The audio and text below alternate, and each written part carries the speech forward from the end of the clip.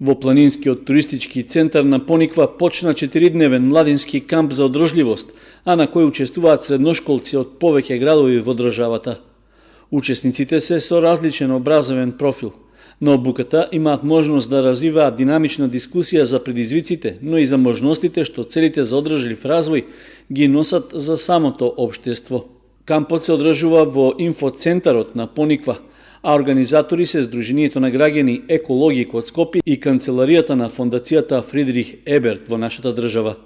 Преку интерактивни сесии, методи и механизми, преку ангажирање на млади луѓе, поточно средношколци над 16 годишна возраст, да ги изучуваат, односно да дојдат во еден поблизок контакт со целите за одржлив развој, добро познати од агендата на Обединети нации 2030, преку чие што осознавање тие ќе имаат начин подоцна по директно да делуваат во средината во која што живеат, во која што учат, училиштата, општината, како и нивната поширока заедница.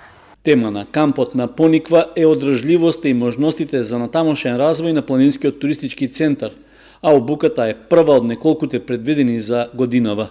Кампот предвидува и натамошни активности на кои учесниците ќе имаат можности пред поширока публика да ги презентираат своите идеи, препораки и конкретни планови за одржливо училиште, населба или за град. Организаторите истакнаа дека изборот на локацијата за одржување на првата обука бил пред се поради изобилството можности за развој што ги нуди туристичкиот центар Пониква, а во пошироки рамки и Осоговските планини и источниот дел од земјата.